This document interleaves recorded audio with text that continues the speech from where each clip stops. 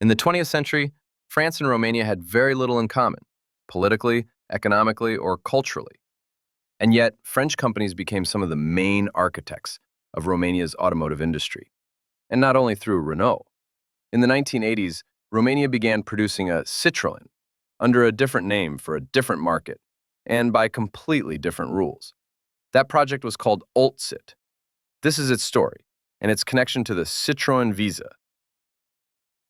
The complicated history of this car goes back to the mid-1960s, when engineer Robert Opron began working on a replacement for the outdated Ami 6, which would later receive only minor updates, as well as for the still-produced Deux Chevaux, the Citroën 2CV.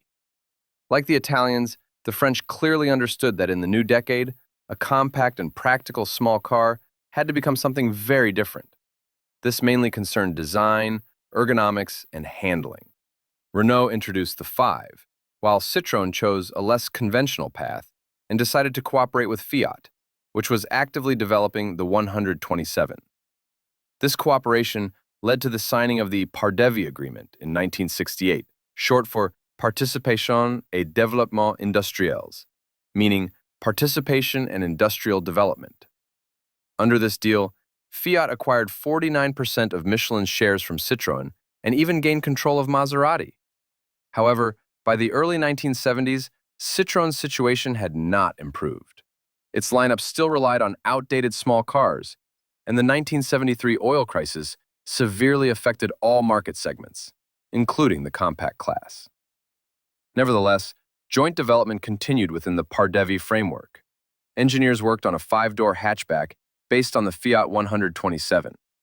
At first, the project was called Project Y, and later Project TA.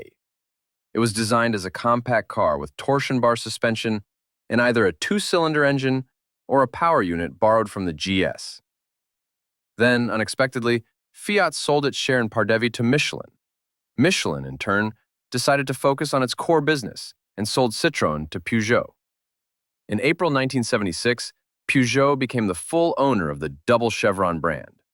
This moment is generally considered the official starting point of the Group PSA alliance, which existed as an independent group until 2021, when it became part of Stellantis.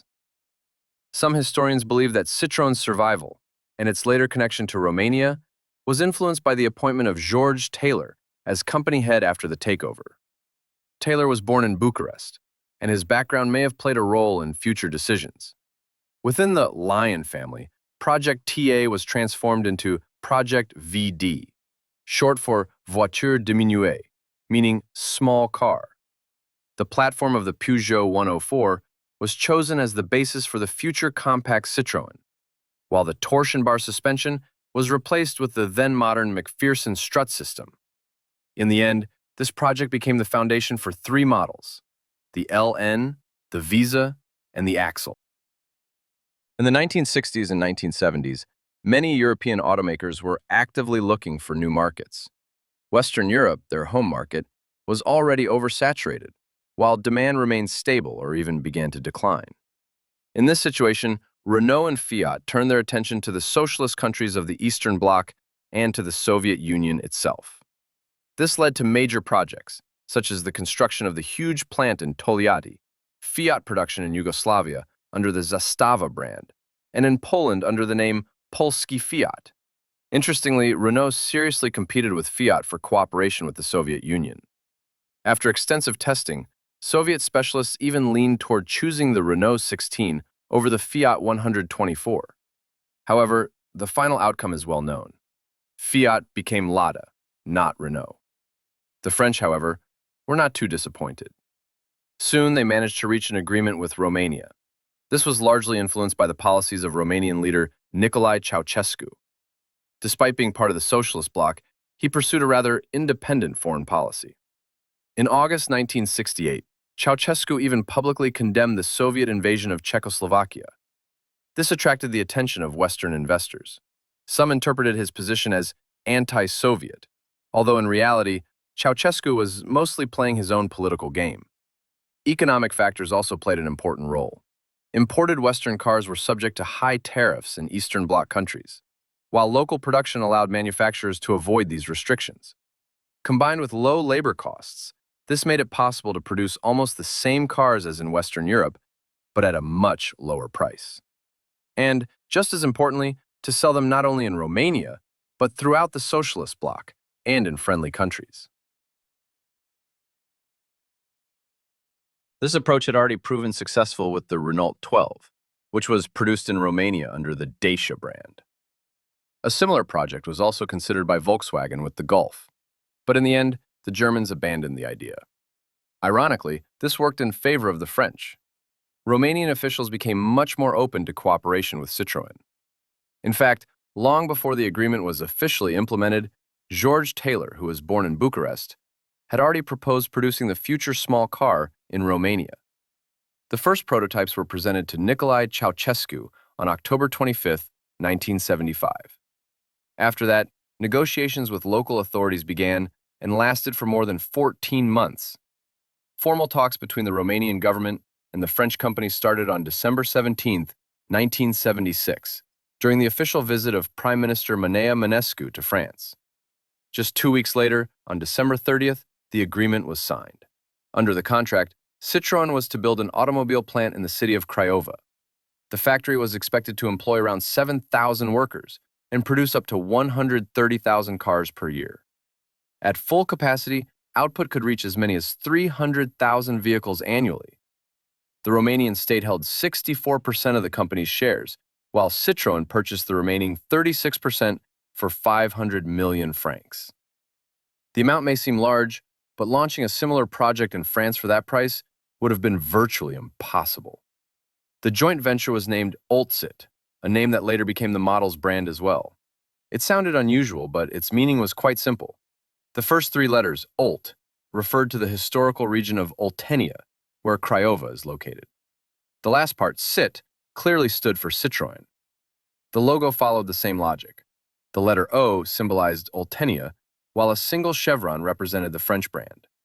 In essence, Oltcit became a kind of downgraded French car, reduced to just one chevron, but built in Romania. In addition to the Oltcit Club hatchback, the factory was originally planned to produce a sedan, a van, a station wagon, as well as models like the Citroën BX and the Peugeot 205. The plant was initially scheduled to begin operations in 1980. However, due to the realities of the socialist system, the French side quickly encountered numerous unexpected difficulties. Deadlines were repeatedly missed because of bureaucracy and political control. As a result, the first cars left the assembly line only in October 1982. Even then, production was far from stable. The factory reached a normal operating rhythm only by 1984. The official debut of the Oltcit Club took place in October 1981 at the Bucharest International Fair. The car reached France much later, on July 1, 1984, under the name Citroën Axle. In essence, it was a 3-door version of the Visa hatchback, which in France was sold exclusively as a 5-door model. During the transition from prototype to production, the car lost 2 doors. To maintain access to the rear seats, it received longer front doors and folding front seats. With a length of about 3.7 meters, it remained firmly in the small car segment. The fuel tank was moved from the right side to the left, and ground clearance was noticeably increased. At the same time, the interior retained a typical French design approach. Under the hood, the specifications were also quite respectable. The basic Oltcit Special was equipped with a 652 cubic centimeter, 2-cylinder air-cooled boxer engine borrowed from the Visa Special, producing 34 horsepower. The Oltcit Club version received a more powerful 1.1-liter boxer engine from the GS and GSA, delivering 56 horsepower.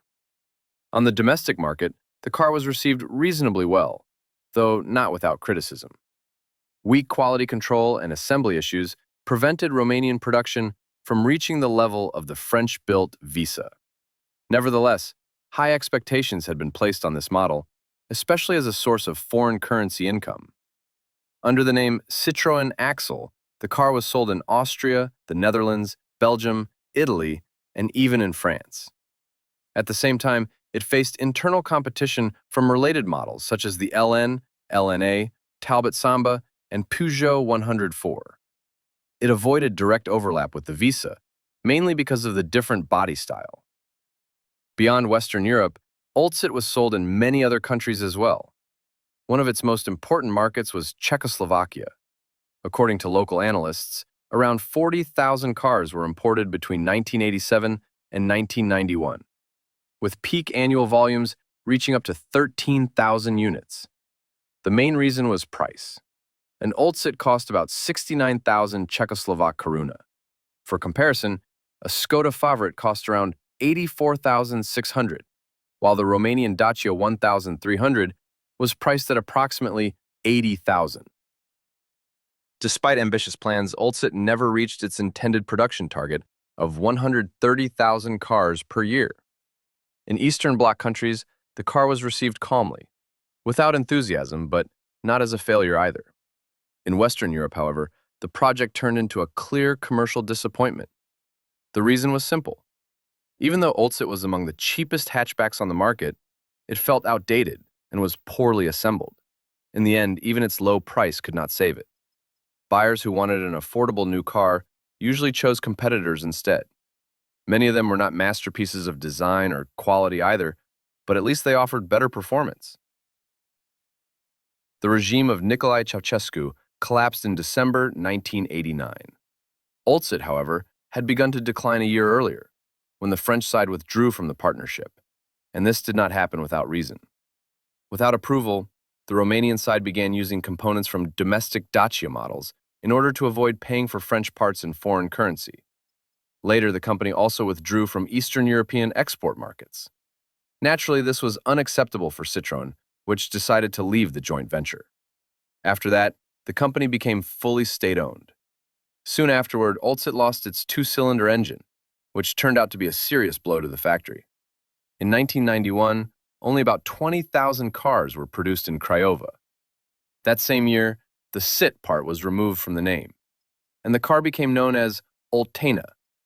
Production continued to fall. By 1993, output had dropped to just around 12,000 units.